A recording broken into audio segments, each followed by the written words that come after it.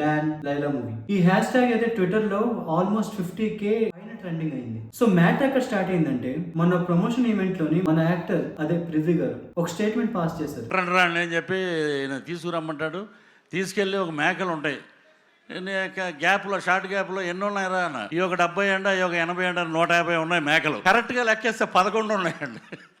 ఇది ఏంటో నాకు అర్థం అవ్వాలి. సో ఈ స్టేట్మెంట్ పాస్ అయిన వెంటనే ban Laila movie trend start అయింది. చాలా ఫాస్ట్ గా ఈ హ్యాష్ ట్యాగ్ అనేది ట్రెండింగ్ లో అయిపోయింది. దీనివల్ల నెక్స్ట్ డే మన యాక్టర్ విశ్వక్ సేన్ ఇంకా వాళ్ళ ప్రొడ్యూసర్ ఒక ప్రెస్ మీట్ పెట్టారు. సో బేసిక్ గా ఆయన ఏం చెప్పారంటే, ఇది నైట్ నేను చూసాను sir, 14th Feb morning Laila movie HD print link పెడతా, వీడి ఖాతాలో ఇంకొకడు బలి పాపం, boys get ready boycott Laila అంటే నాకు అర్థం కావట్లేదు సార్. వీడి ఖాతాలో ఇంకోటి బలి అంటే ఖాతాలో బలి ఎందుకు కావాలి సార్? నేను సో ఈ స్టేట్మెంట్ లో వీడు ఎవరు అండ్ బలైంది ఎవరు, ఇలాగే ఒక మూవీ ఈవెంట్ లోని పృథ్వీ గారు ఒక స్టేట్మెంట్ ఇచ్చారు. మొన్న ఒక సినిమాలో చెప్పా, ఏమంటే ఏంటంటే అపోజిషన్ క్యారెక్టర్ నాతో చేయించారు, అసలే పవర్లో లేవు మనకి, 11 వచ్చేసిన ఏం చేయాలని.